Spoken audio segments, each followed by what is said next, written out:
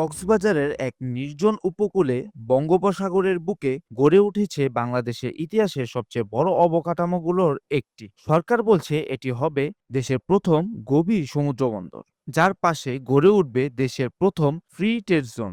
স্বপ্ন দেখানো হচ্ছে এই বন্দর বাংলাদেশকে দক্ষিণ এশিয়ার নতুন বাণিজ্যিক হাবে পরিণত করবে। কিন্তু বাস্তবতা কি এতটাই উজ্জ্বল? প্রকল্পের খরচ ইতিমধ্যে ৩৭% বেড়ে গেছে, শেষ হওয়ার সময়সীমা ৩ বছর পিছিয়েছে, আর নির্মাণ কাজের প্রকৃত অগ্রগতি এখনো প্রায় শূন্যের কাছাকাছি। তাহলে প্রশ্ন উঠছে, মাতারবাড়ি কি সত্যি বাংলাদেশকে নতুন উচ্চতায় নিয়ে যাবে, নাকি এটা হয়ে দাঁড়াবে আরো একটি বড় ঋণের বোঝা? আজকে ভিডিওতে আমরা এই মেগা প্রজেক্টের গভীরে যাব। কি এই প্রকল্প, কেন এটি গুরুত্বপূর্ণ, আর কেন অর্থনীতিবিদরা সতর্ক করছেন। চলুন শুরু করা যাক। মাতারবাড়ি প্রকল্পের শুরুটা হয়েছিল বিদ্যুৎ কেন্দ্র দিয়ে। ২০১৪ সালের জুনে বাংলাদেশের সরকার আর জাপানি সংস্থা জাইকার মধ্যে ঋণ চুক্তি সই হয় কয়লা ভিত্তিক বিদ্যুৎ কেন্দ্র আর তার পাশাপাশি একটি চ্যানেল নির্মাণের জন্য, যাতে কয়লাবাহী জাহাজ ভিড়তে পারে। সেই বিদ্যুৎ কেন্দ্র ২০২৩ সালেই চালু হয়ে গেছে, কিন্তু আসল বড় স্বপ্ন ছিল আলাদা। একটি পূর্ণাঙ্গ গভীর সমুদ্র বন্দর, যেখানে সরাসরি বড় বড় কন্টেনার জাহাজ ভিড়তে পারবে। বর্তমানে চট্টগ্রাম বন্দরের গভীরতা কম হওয়ায় বড় জাহাজগুলো সরাসরি আসতে পারে না। মালামাল প্রথম সিঙ্গাপুর বা কলম্বো বন্দরে যায়, তারপর ছোট ছোট জাহাজে করে বাংলাদেশে আসে। এতে সময় ও খরচ দুটোই বাড়ে। মাতারবাড়িতে যে বন্দর হচ্ছে, সেখানে ৮,২০০ টিইউ ক্ষমতার কন্টেনার জাহাজ সরাসরি ভিড়তে পারবে। প্রায় ১,০৩১ একর জমির উপর গড়ে উঠছে এই বন্দর। সরকারি হিসেবে এটি চালু হলে পণ্য পাঠাতে সময় লাগে এখন ৪৫ দিন, তা কমে দাঁড়াবে ২৩ দিনে। আর এই বন্দরের ঠিক পাশেই সরকার অনুমোদন দিয়েছে বাংলাদেশে প্রথম ফ্রি ট্রেড জোন। মাতারবাড়ি আর চট্টগ্রাম বন্দরের কাছে মোট ৬০০ একর জমিতে গড়ে উঠবে এই মুক্ত বাণিজ্য অঞ্চল, যেখানে থাকবে সম্পূর্ণ শুল্কমুক্ত সুবিধা, আর পণ্য ৫ বছর পর্যন্ত রাখা যাবে কোনো কড়াকড়ি ছাড়াই। এবার আসি বাস্তবতার দিকে। মাতারবাড়ি বন্দর উন্নয়ন নামে প্রকল্পটি অনুমোদন হয়েছিল ২০২০ সালের মার্চে, শেষ হওয়ার কথা ছিল ২০২৬ সালের মধ্যে, কিন্তু সেই সময়সীমা এখন পিছিয়ে করা হয়েছে ২০২৯ সালের ডিসেম্বর পর্যন্ত, অর্থাৎ প্রায় ৩ বছরের দেরি।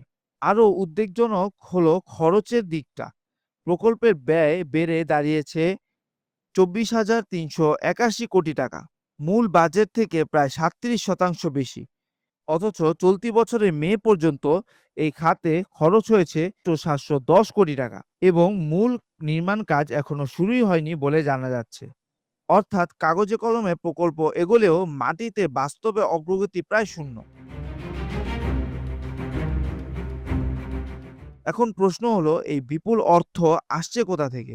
বিদ্যুৎ কেন্দ্র ও চ্যানেল প্রকল্পের জন্য জাইকা থেকে বাংলাদেশ নিয়েছিল প্রায় ৪৩,৯২১ কোটি টাকার বৈদেশিক ঋণ সহায়তা। বন্দর উন্নয়নের বাকি অংশ মূলত বৈদেশিক ঋণ নির্ভর। বাংলাদেশের মোট বৈদেশিক ঋণ ইতিমধ্যে একটি উল্লেখযোগ্য পর্যায়ে পৌঁছেছে, আর বাংলাদেশের ব্যাংক খাতে এমনিতেই খেলাপি ঋণের চাপে ঝুঁকছে। এখানেই তৈরি হচ্ছে বিতর্ক মূল জায়গা। যদি প্রকল্পের নির্মাণ কাজ বারবার পিছিয়ে যায়, খরচ বাড়তেই থাকে, আর প্রত্যাশিত রাজস্ব বা বাণিজ্য আসতে দেরি হয়, তাহলে ঋণের কিস্তি পরিশোধের চাপ কিন্তু ঠিকই সময় মতো আসতে থাকবে।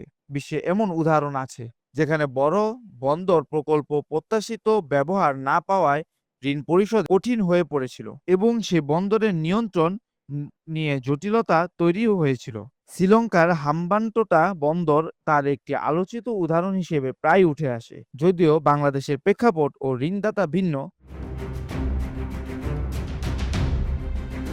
তাহলে সব মিলিয়ে চিত্রটা কেমন? একদিকে আছে সম্ভাবনা, একটা গভীর সমুদ্র বন্দর ও ফ্রি ট্রেড জোন বাংলাদেশের রপ্তানি অর্থনীতিকে সত্যিকারের অর্থে নতুন উচ্চতায় নিতে পারে, যদি তা সময় মতো শেষ হয় এবং প্রত্যাশিত বাণিজ্য পায়। অন্যদিকে আছে বাস্তবতা, কস্ট ওভাররান, সময়ক্ষেপণ আর বৈদেশিক ঋণ নির্ভরশীলতা। প্রকল্প যত দেরি হবে, ঋণের সুদ তত বাড়বে, আর প্রকল্প থেকে প্রত্যাশিত আয় শুরু হতে দেরি হবে। এই দুইয়ের মাঝের ফারাকটাই আসলে ঝুঁকির মূল কারণ। অর্থনীতিবিদদের একাংশ বলছে প্রকল্পটা দরকার ছিল, কিন্তু বাস্তবায়নের গতি ও সচ্ছলতা নিয়ে প্রশ্ন থেকেই যাচ্ছে। মেগা প্রকল্প মানেই খারাপ নয়, কিন্তু মেগা প্রকল্প যদি বারবার সময় আর বাজেট ছাড়িয়ে যায়, তাহলে তার সুফল আসার আগেই ঋণের বোঝা ভারী হয়ে ওঠে। এখন প্রশ্ন হলো, মাতারবাড়ি কি বাংলাদেশের অর্থনৈতিক ভবিষ্যতের চাবিকাঠি, নাকি আরেকটা বিলম্বিত ও ব্যয়বহুল মেগা প্রকল্পের গল্প? সেটা আসল উত্তর পাওয়া যাবে ২০২৯ সালের পরে, যখন বন্দর পুরোপুরি চালু হবে। আপনার কি মনে হয়, মাতারবাড়ি নিয়ে আপনি কি আশাবাদী নাকি সতর্ক? আর ভিডিওটি ভালো লাগলে লাইক করুন। দেখা হচ্ছে পরের ভিডিও।